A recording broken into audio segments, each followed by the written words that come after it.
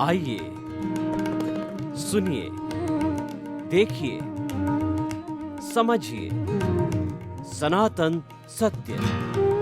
जैसी दृष्टि वैसी सृष्टि, दृष्टि विज्ञान। कुदरत, कुदरती रचना एवं कुदरत के कानून से शाश्वत सुख की प्राप्ति। जोधपुर के परम पूज्य महात्मा उपासक प्रोफेसर डॉक्टर सोहन राज तातेड़ के निर्देशन में सनातन सत्य। जैसी दृष्टि वैसी सृष्टि, दृष्टि विज्ञान।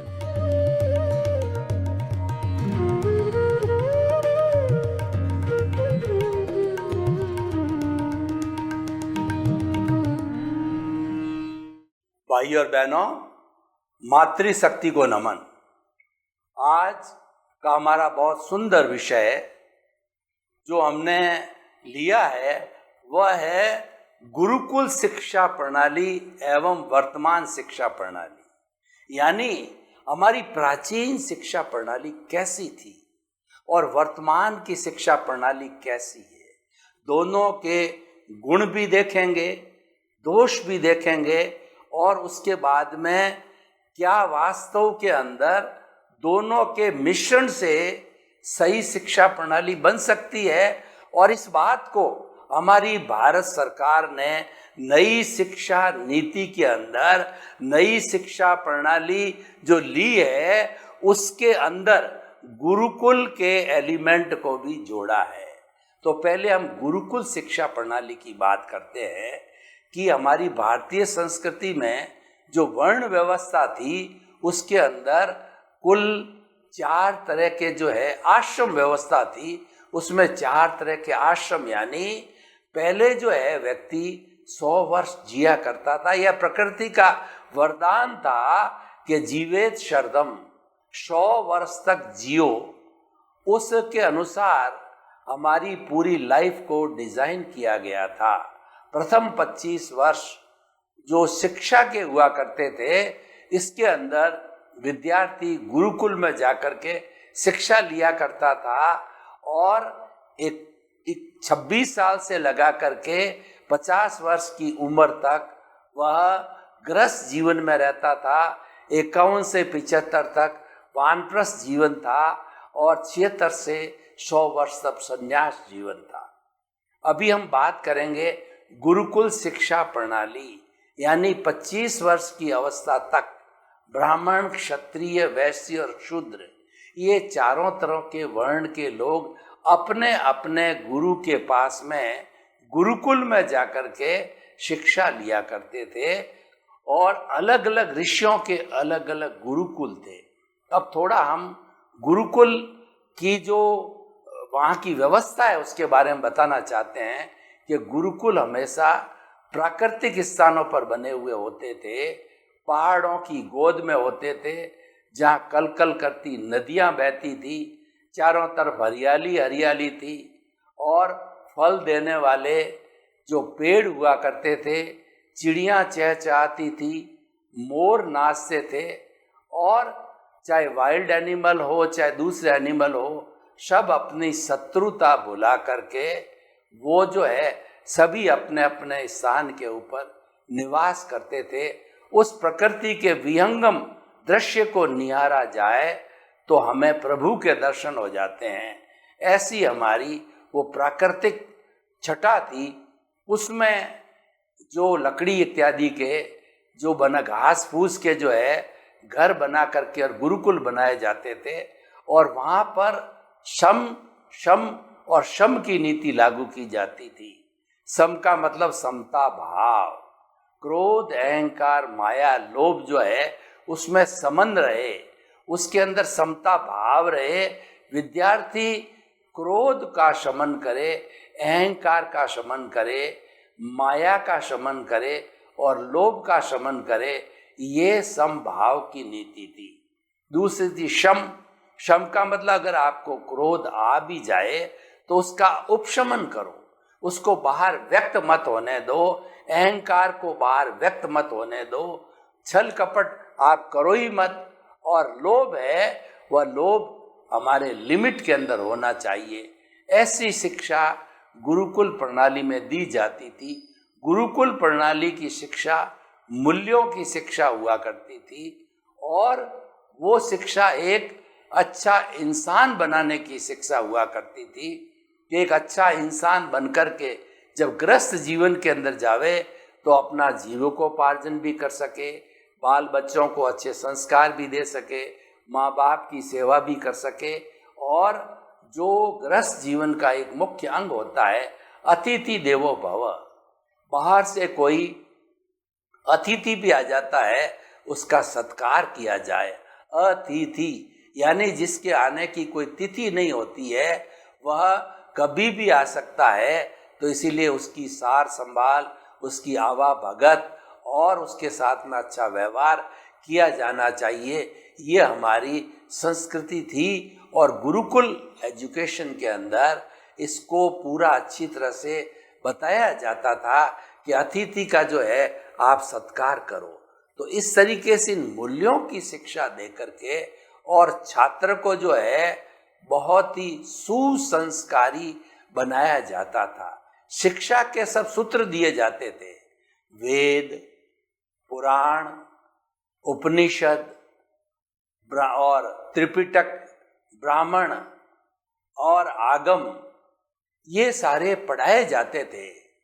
अलग अलग विषय जो हुआ करते थे, जिस जिस लाइन के विद्यार्थी होते थे उनको वैसे वैसे विषय पढ़ाए जाते थे। जैसे कि क्षत्रिय विद्यार्थी होते थे, उनको जो है उनका शरीर मजबूत बने इसके लिए आसन प्राणायाम वगैरह भी कराए जाते थे।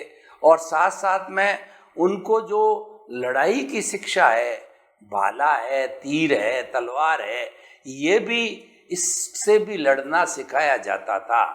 और जो क्षत्रिय के साथ के अंदर जो वैश्य हुआ करते थे, तो किस तरीके से लेखा जोखा रखना, हिसाब करना, खेती बाड़ी करना, ये सब वैश्यों को इसकी शिक्षा भी दी जाती थी। जैसे कि आजकल जो हमारी science mathematics, science biology, commerce और आर्ट्स की शिक्षा दी जाती थी, वहाँ पर उस वक्त जैसी हमारे समाज की रिक्वायरमेंट होती थी, समाज के अंदर जिस चीज़ का प्रचलन होता था उसकी शिक्षा दी जाती थी, ताकि गृहस्थ जीवन में आकर के वो रोजोन्मुखी बन सके। तो हम जो है गुरुकुल शिक्षा प्रणाली में 25 वर्ष की उम्र तक शिक्षा दी जाती थी और विद्यार्थी अपने गुरु से बहुत सीखता है। गुरु का अर्थ होता है, गु का मतलब अंधकार, रू का मतलब दूर करने वाला। गुरु एक ऐसा व्यक्ति होता है जो अज्ञान रूपी अंधकार को दूर करता है और वो विद्यार्थी के भीतर एक ज्ञान का दीपक जला देता है जो जीवन भर सतत जलता रहता है।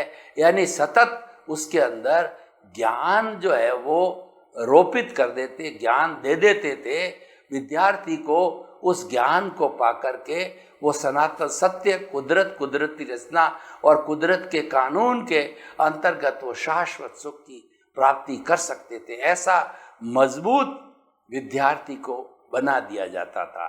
यानी वह शिक्षा व्यक्ति को जो है कहना चाहिए आज की भाषा के अंदर इंटेलेक्चुअल और इंट्यूशनल दोनों बनाती थी। गुरुकुल शिक्षा प्रणाली के अंदर जो है हमारा मानसिक विकास के साथ साथ भावनात्मक विकास भी होता था, क्योंकि जितना भी जो है ये हमारा सम, शम और श्रम, श्रम का मतलब परिश्रम करना, हर कार्य विद्यार्थी को अपने हाथ से करना होता था।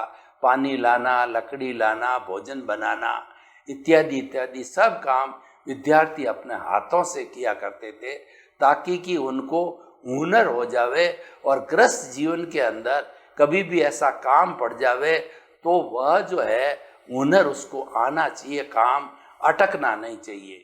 तो इस तरीके से विद्यार्थी को गुरुकुल शिक्षा प्रणाली में होलिस्टिक बनाया जाता था। ज्ञान के साथ साथ के अंदर प्रज्ञा को जागृत किया जाता था। बुद्धि और प्रज्ञा का कॉम्बिनेशन जो है वो हमारी गुरुकुल शिक्षा प्रणाली में होता था। और जिसके पास बुद्धि और प्रज्ञा दोनों होती है वह व्यक्ति कभी भी अहंकार नहीं कर सकता, वह कभी भी समाज में शोषण नहीं कर सकता, वह कभी भी समाज में अपराध नहीं कर सकता, वह अपने परिवार के सदस्यों के साथ में कभी भी अभद्र व्यवहार नहीं कर सकता। तो गुरुकुल शिक्षा प्रणाली का मुख्य कार्य था कि बुद्धि और प्रज्ञा का समन्वय, इंटेलिजेंट और जो है वो इंट्यूशनल दोनों ही बनाए जाते थे। अब हम वर्तमान शिक्षा प्रणाली की बात करते हैं कि वर्तमान शिक्षा प्रणाली हमारे विज्ञान से ओतप्रोत है। आज विज्ञान ने इतनी तरक्की कर ली है कि पूरा विश्व जो है एक गांव की भांति, एक कुटुंब की भांति, एक परिवार की भांति बन गया है। और जैसे कि हमारे जो अर्थ के नक्शे के अंदर अलग अलग देश होते हैं, अगर हम जो है उसको जीपीएस के तरीके से देखें, तो हम गूगल अर्थ में देखें तो हमको लगेगा कि अलग अलग शहर है, ये अलग अलग गांव है, अलग अलग कस्बे हैं, यानी हमारे बीच की जो दूरियां हैं वो आजकल विज्ञान ने समाप्त कर दी। और विज्ञान के साधन, इंटरनेट को देखिए, आप टीवी को देखिए, मोबाइल को देखिए और कंप्यूटर को देखिए, कैलकुलेटर को देखिए, इनकी सहायता आज विद्यार्थी लेता है। यानी आजकल साधनों की प्रचुरता हो गई है। जो वर्तमान की शिक्षा प्रणाली वैज्ञानिक शिक्षा प्रणाली है, लेकिन आज की शिक्षा प्रणाली के अंदर एक दोष आ गया है। दोष क्या आ गया है कि बच्चा पढ़ाई तो कर लेता है, school education, college education, university education, परंतु सब कुछ प्राप्त करने के बाद उसको जो मूल्य आने चाहिए, विनय का मूल्य, अहंकार शून्यता का मूल्य, बड़ों का आदर करना, अतिथि का आदर करना और परोपकार की भावना करना, वो मूल्य जो है वो वर्तमान की शिक्षा प्रणाली में मिसिंग है, गायब है। इस कारण आज विद्वान तो बहुत बन रहे हैं, आज बड़ी बड़ी डिग्री धारी बच्चे कॉलेजों यूनिवर्सिटियों से बाहर आ रहे हैं, लेकिन वह शिक्षा आज की रोजोन्मुखी भी नहीं है। पढ़े लिखे लोग माँ बाप पे एक बर्डन बन रहे हैं, क्योंकि वह अपना घर का पुश्तैनी कार्य करने में भी हिचकिचाते हैं।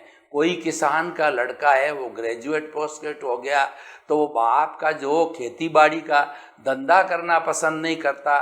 कोई बनिए का बेटा है, वो जो है उसने आगे पोस्ट ग्रेजुएशन कर लिया, एमबीए कर लिया, सीए हो गया, तो वो पिताजी का किराने का या छोटा कार्य करने में हिचकिचाता है। कहने का मतलब हर जाति का बच्चा आजकल जो पुश्तैनिक कार्य करने में थोड़ा अपना कहना चाहिए, वो जो अपने को वो नीचा फील करता है। हर एक जो है वह नौकरी करना चाहता है, वो हर एक जो टिप टॉप जो है अफसर बनना चाहता है। तो हम ये आपको बताना चाहते हैं कि आप तरक्की करो, आप बड़े से बड़े अफसर बनो, कोई तकलीफ नहीं है, लेकिन जो मूल्यों रहित जो अफसर बनता है वह समाज की सेवा नहीं कर सकता है। क्योंकि ये सारी पढ़ाई करने के बाद व्यक्ति ग्रस्त जीवन में आता है, तो अल्टीमेटली वो एक समाज का भाग बनता है। और जो कुछ भी हमारा जीवन होता है एक सामाजिक जीवन है, हम समाज के बिना नहीं रह सकते, सामाजिक प्राणी हैं। तो समाज जो है वो मूल्यों से बनता है, समाज है कुछ उसूलों से बनता है, समाज कुछ एथिक्स से बनता है। तो पढ़ा लिखा व्यक्ति थोड़ा अहंकारी हो जाता है। यानी मैं आपको क्या कहना चाहता हूँ कि आजकल IQ इंटेलेक्चुअल पार्ट तो बहुत बढ़ गया है, क्योंकि गूगल की भी सहायता ली जाती है, वैज्ञानिक साधनों की भी सहायता ली जाती है। तो व्यक्ति तुरंत जो है किसी चीज का सॉल्यूशन कहिए, किसी चीज की व्याख्या कहिए, वह तुरंत जो है बता देता है। लेकिन वह प्रैक्टिकल जीवन में उतरना चाहिए, वो गले के नीचे उतरना चाहिए, वो मिसिंग होती। उदाहरण के तौर पर जो हमारी पुरानी शिक्षा प्रणाली के अंदर जो बच्चे गुरुकुल पढ़ के आते थे, सबसे पहला गुण उसमें विनय का गुण होता था। क्योंकि विनय की भावना को कूट कूट करके जो है गुरु जो है वो बताया करते थे। वाल्मीकि के आश्रम के अंदर दशरथ के 4 पुत्र राम, भरत, लक्ष्मण और शत्रुघ्न ने 25 वर्ष की उम्र तक शिक्षा ली, और जो है वहां पर वाल्मीकि जी ने उनको हर तरह की सामान्य विद्यार्थियों के साथ रख करके और उनको शिक्षा दी, पारंगत किया, उनको क्षत्रिय शिक्षा भी दी और जो है वो ज्ञान की शिक्षा भी, वेदों वगैरह, शस्त्र और शास्त्र दोनों शिक्षाएं चारों भाइयों को दी। और सबसे बड़ी चीज है, उनको विनयशील बनाया। वो गुरु के प्रति बहुत समर्पित थे। उनकी विनयशीलता के आज भी गुण गाए जाते हैं। राम राज्य बोला जाता है कि जहाँ राम राज्य होता है वहाँ जनता सुखी होती है। वो स्थापित किसने किया? वो भगवान राम ने किया। और स्थापित कैसे हुआ कि वाल्मीकि जी जैसे गुरुओं के गुरुकुल में जाकर के उन्होंने विनय का पाठ पढ़ा, उन्होंने मानवीय मूल्यों की शिक्षा प्राप्त की, तब बना। तो आज वो पार्ट बहुत मिसिंग हो रहा है। एक से एक बढ़कर के विद्वान आपको मिलेंगे अपने अपने सब्जेक्ट के अंदर, लेकिन उन विद्वानों को देखिए। आज एक जज है वो क्यों घूस लेता है, आज एक डॉक्टर है क्यों सुसाइड करता है, आज एक प्रोफेसर है क्यों व्यभिचार करता है, रेप करता है। और बड़े बड़े अपराधों में आप देखो कि पढ़े लिखे लोग आपको ज्यादा मिलेंगे। बेचारे गांव के कम पढ़े लिखे ग्रामीण लोग अपनी इज्जत से डरते हैं, वो कभी भी अनैतिक कार्य नहीं करते और उनके पास में इतना बड़ा दिमाग भी नहीं होता है कि वो एटीएम उखाड़ सके, चोरी कर सके और जो घर के ताले तोड़ सके। कितने कितने अपराधों की बात करूं, आतंकवाद की बात करूं, और दूसरा है वो अपने माओवाद की बात करूं या कितना ही करूं, तो वो सब चीजें जो है वो पहले नहीं हुआ करती थी। ये एक शिक्षा का दोष है। तो मैं उस दोष के शुद्धिकरण की बात करना चाहता हूं और सरकार ने इस ओर ध्यान दिया है।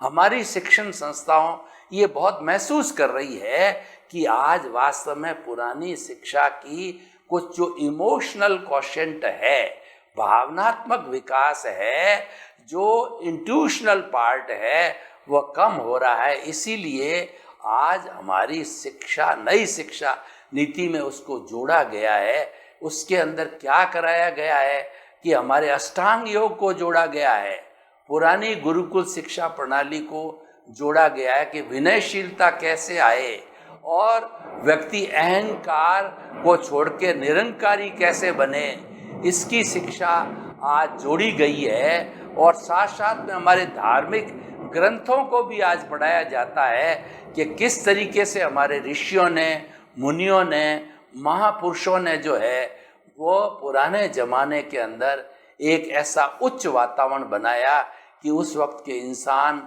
बहुत सभ्य इंसान हुआ करते थे।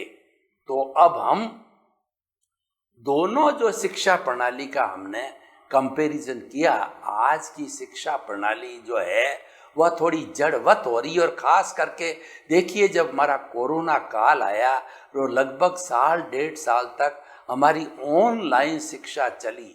ऑनलाइन शिक्षा के अंदर व्यक्ति ऑफलाइन जो रहता है, यानी ऑनलाइन की शिक्षा प्रणाली में व्यक्ति अपने क्लासरूम की तरह अपने टीचर से रूबरू नहीं होता है। क्लासरूम में टीचर जब पढ़ाता है तो विद्यार्थी उसके हाव भाव से, उसके गुणों से, उसकी जो है पढ़ाने की शैली से बहुत कुछ सीखता है और उसका प्रभाव उसके ऊपर पड़ता है, उसके चरित्र पर पड़ता है। वो ऑनलाइन होने से केवल जड़वत शिक्षा हो गई, एक फॉर्मल शिक्षा हो गई और लंबे समय तक जो है ये चली, 1.5 साल चली रही है अभी। उसके दुष्परिणाम देखे गए हैं कि जो बच्चे के अंदर जो जीवंतता आनी चाहिए, बच्चे के अंदर जो गुण आने चाहिए क्लासरूम में, और समर्पण अपने गुरु के प्रति आना चाहिए, शिक्षा के प्रति समर्पण आना चाहिए, माँ बाप के प्रति समर्पण आना चाहिए, परिवार के सदस्यों के प्रति समर्पण आना चाहिए, वह मिलनसार होना चाहिए, व्यवहार कुशल होना चाहिए। ये सारी बातों का बहुत बड़ा प्रभाव और ख़ास तौर से जो बेचारे स्कूल एजुकेशन के बच्चे हैं उन पर बहुत प्रभाव पड़ा है। तो हम किसी चीज़ की क्रिटिसाइज नहीं करते हैं कि आज का युग विज्ञान का युग है, विज्ञान के साधनों का उपयोग करो, विज्ञान के साधन अच्छे हैं, लेकिन उसका सही तरीके से उपयोग होना चाहिए और वो हमारे जीवन में उतरना चाहिए। हमारा जीवन एक आदर्श जीवन होना चाहिए, गुड मैन का जीवन होना चाहिए। शिक्षा है वह व्यक्ति को एक आदर्श व्यक्ति बनाती है, शिष्ट व्यक्ति बनाती है, सिविलाइज्ड व्यक्ति बनाती है। अगर शिक्षा में भी सिविलाइजेशन न हो, शिक्षा में भी व्यक्ति जो है गुण हासिल नहीं करे, तो फिर मनुष्य और पशु में क्या अंतर है। पशुओं का भी समाज होता है जिसको केवल स म ज कहा जाता है कि वह केवल एक मात्रा का फर्क है। पक्षियों का भी समाज होता है, हर एक का अपना अपना समाज होता है, लेकिन मनुष्यों का समाज होता है वह एक शिष्ट समाज होता है, वह गुणों का समाज होता है, वह नीति का समाज होता है, वह एथिक्स का समाज होता है। क्यों? क्योंकि मनुष्य जो है इस सृष्टि का सर्वश्रेष्ठ प्राणी है। मनुष्य के पास में डेवलप्ड मन, बुद्धि, चित्त और सारा आत्मा वगैरह सभी डेवलप्ड है, जो दूसरे प्राणियों के अंदर इतना डेवलपमेंट नहीं है। तो इसीलिए अब दोनों शिक्षाओं के बारे में हमने व्याख्या की। तो हम ये चाहते हैं जिस शिक्षा प्रणाली के गुण हैं वह दूसरे के अंदर आने चाहिए। अब क्योंकि प्राचीन युग तो चला गया, अब गुरुकुल शिक्षा प्रणाली तो वापस संभव है नहीं है, तो इसीलिए जो पुरानी चीज है उस चीज को नए के साथ में जोड़ो। हम समन्वय की बात करते हैं। जनरेशन गैप में क्या होता है, हर 25 साल के बाद में एक नई जनरेशन आ जाती है, तो सभी जनरेशन रहेगी। आज जब से ये नई शिक्षा प्रणाली आई है और व्यक्ति ने अपने बुद्धि का उपयोग जो है वह प्रज्ञा के रूप में नहीं किया, केवल बुद्धि के रूप में किया। यानी विद्वान तो वो बहुत है, लेकिन वह अच्छा मानव न होने के कारण क्या हुआ कि परिधि पे हमारे संबंध, सत्ता, धन, संपत्ति वो सारा था, वो केंद्र में आ गया और केंद्र पर जो बेचारे गुण और गुणी व्यक्ति थे उनको परिधि पर डाल दिया। तो उससे मूल के अंदर भूल हो गई और हमारे समाज में इस अर्थ ने अनर्थ कर दिया। यानी कि एन केन प्रकारेण जो है व्यक्ति धन कमावे, जिसके पास धन है वही व्यक्ति समाज में बड़ा है, उसी को मान्यता दी जाती है। एक गलत कॉन्सेप्ट बन गया। उस कॉन्सेप्ट की गलती को कारण ही बहुत सी गलतियां हो गई है। उससे हमारा समाज अव्यवस्थित हो गया, समाज में बुराइयां आई, समाज के मूल्य गिर गए, समाज में आपाधापी बढ़ी और समाज एक अशिष्ट समाज बन गया।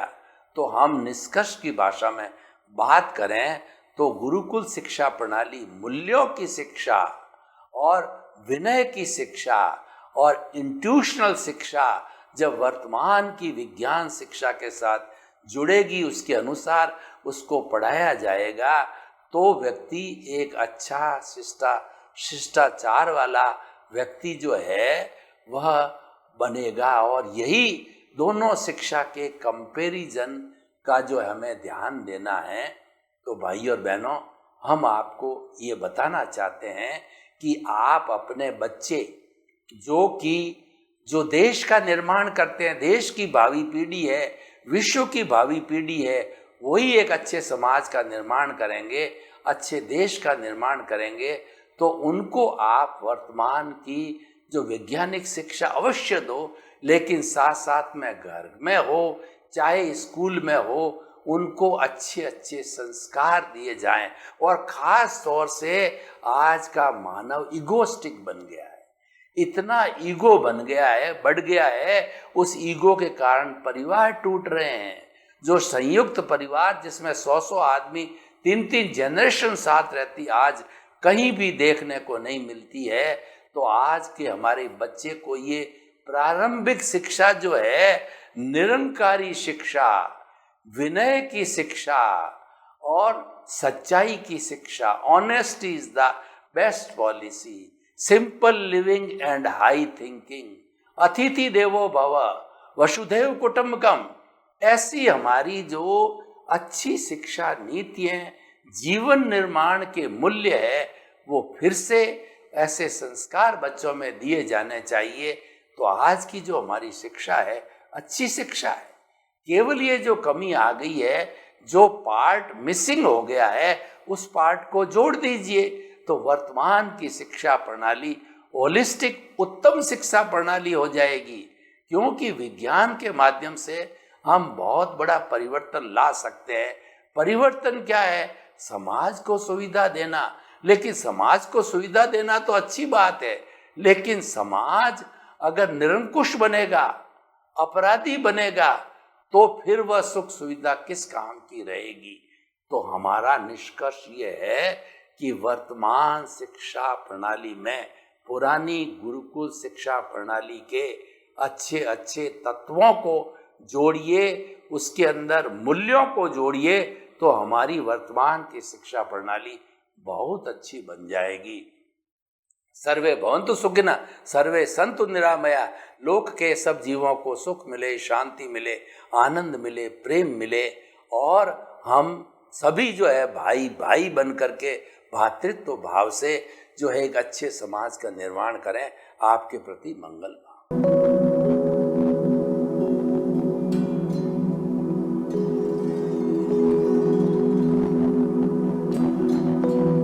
एक ऐसा अंतर्राष्ट्रीय ख्याति प्राप्त मानव जो गुरु प्रेरणा से पिछले 20 वर्षों से वानप्रस्थ जीवन जीते हुए 24 घंटे मानवता की सेवा में संलग्न है। एक ऐसा मानव जो अभी राष्ट्रीय, अंतर्राष्ट्रीय टीवी चैनलों पर 7,500 एपिसोड के माध्यम से सनातन सत्य, आत्मविज्ञान एवं पुनरुत्थान, व्यवहार एवं निश्चय जगत के जीवनोपयोगी विषयों पर हृदय स्पर्शी प्रवचन कर चुका है। उस मानव का नाम है महात्मा उपासक प्रोफेसर डॉक्टर सोहन राज तातेड़।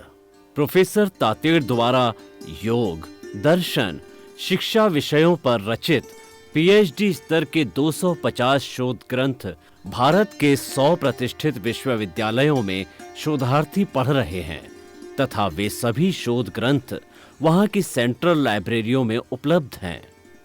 महात्मा सोहन राज ने अभी तक हजारों स्कूलों, कॉलेजों, विश्वविद्यालयों एवं संस्थाओं में सेमिनार, वर्कशॉप, कैंप लगाकर लाखों विद्यार्थियों को योग, दर्शन, शिक्षा का प्रशिक्षण देकर उन्हें सुसंस्कारित किया।